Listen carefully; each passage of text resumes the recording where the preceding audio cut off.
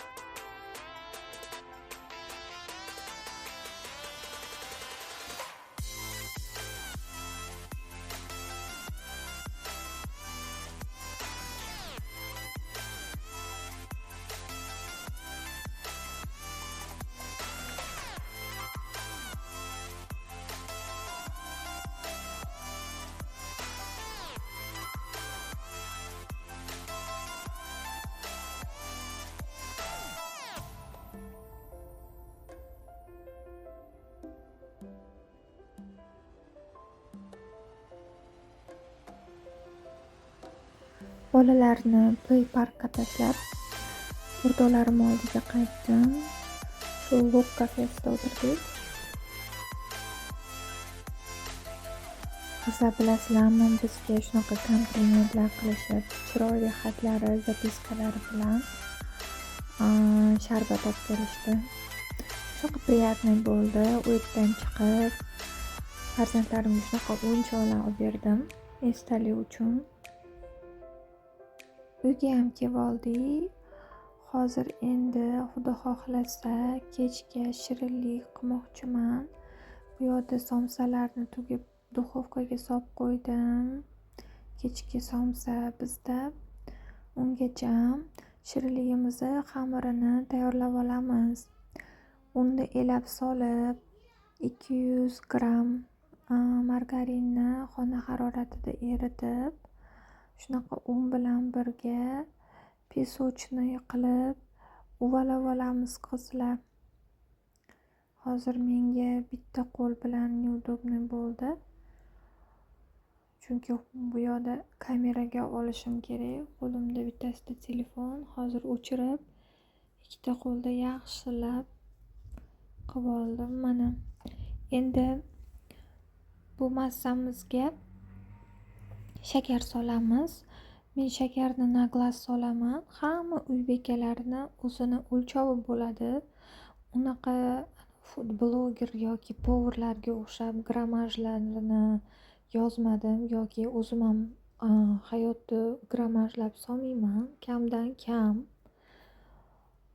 Shunaqa ko'z o'lchami bilan solib qilib tashaveraman narsalarni. Mana hozir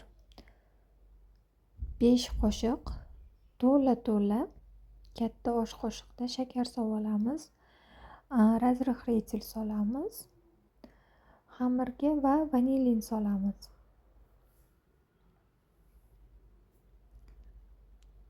Mana men ko'pincha unli massaga solaman razrыхлительni. Ko'pchilik qatiqga yoki smetanali massaga soladi, lekin men ko'pincha unli massaga solaman. Quruq narsalarni, ya'ni birinchi aralashtirib olaman ko'pincha. Mana hammasini yana bir qator aylantirib, aralashtirib, ya'ni endi 200 gramm, 250 gramm chiqsa kerak bu yerda. Smetanaga bitta tuxumni chaqib, aralashtirib, unli massamizga solib xamir qoramiz. Xamirimiz shunaqa yumshoq bo'ladi.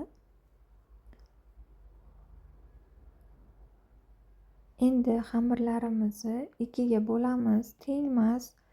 Bittasini kichikroq, bittasini kattaroq zuvallaga bo'lib, strechlab xolodilnikka dam oldirishga qo'yamiz yarim soatga.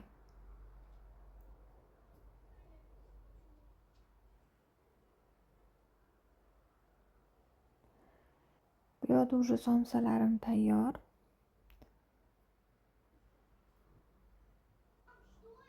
Mana solib yeb oldik, mazza qilib bizga osh bo'lsin.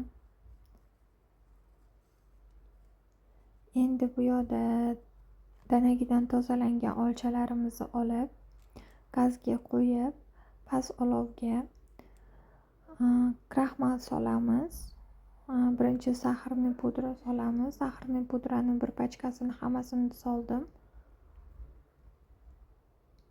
Va kraxmal solamiz. Kukuruzli kraxmal bo'lishi kerak, kartofelli emas. Mana saxarni pudra, shakar upasi, ya'ni va kraxmal. Yarmini soldim qizlar. Bu yerda 15 gramm bo'lar ekan. Men teng yarmini soldim. Va yana ozgina vanilin xushtamli beradi, hid beradi va ozgina yarim piyola suv. Past olovda aralashtirib turamiz. Tagiga olib ketish kerak emas. Hozir mana massamiz o'sha quyilishni boshladi, nachinkamiz ya'ni. Xamir ichiga solganda suvlari, so'klari oqib ketmaydi-da. Shunaqa quyuq bo'lib, как желе bo'lib qotib qoladi. Kraxmal hisobiga, ya'ni.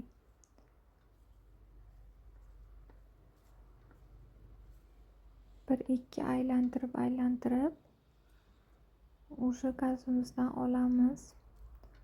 Tagini o'chirdim bu yoqda. O'sha tayyor mana. Shunaqa suyuq quyuqligi shunaqa bo'lishi kerak.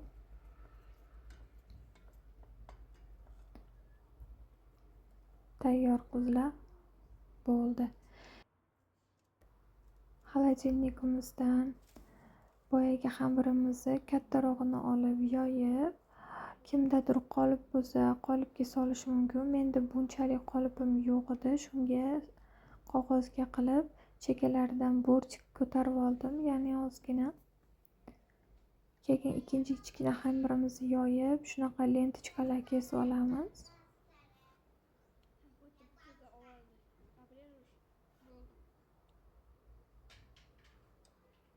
Mana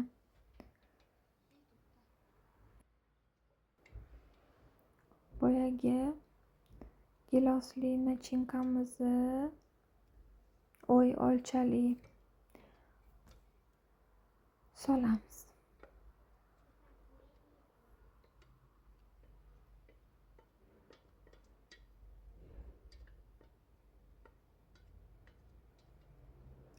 Va shu yerda bitta narsani eslatib qo'yay qizlar.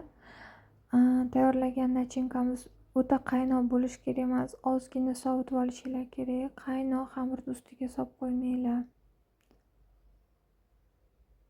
Mana shunaqa bir tekisda yoyib olib, xamirimiz ustiga. Yana bitta kichkinagina maslahat qizlar, xamiringlarni shunaqa pergamin qog'ozni ustida yoyib keyin patnosga olsanglar удобный bo'ladi o'zinglarga. Bo'lmasam yog'li yumshoq xamir yirtilib ketadi. Mana shunaqa lentachkalarimizni qo'yib olamiz endi.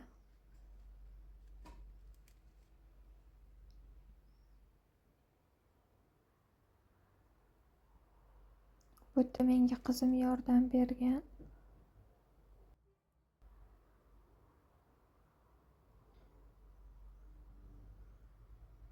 Mana shunaqa birin-ketinlikda lentachkalarimizni qo'yib olamiz.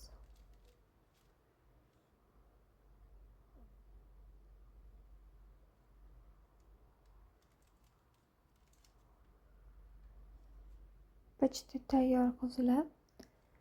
Endi oldindan qizitilgan duxovkamizni pastiga qo'yib, pasti qizargandan keyin tepa tarafiga qo'yib qizartirib olamiz. Yana o'zingizlarni duxovkalarga qaranglar qizlar, meniki shunaqa pishiradi. Mana уже pishib chiqdi. Buni hidini qani endi yetkazib berib bo'lsa, uyingizlarda shunaqa shirin hidlar tutib ketadi, ishoninglar qizlar. Yozgi eng zo'r shirinliklardan deb bilaman. Bu gilosli pirogda.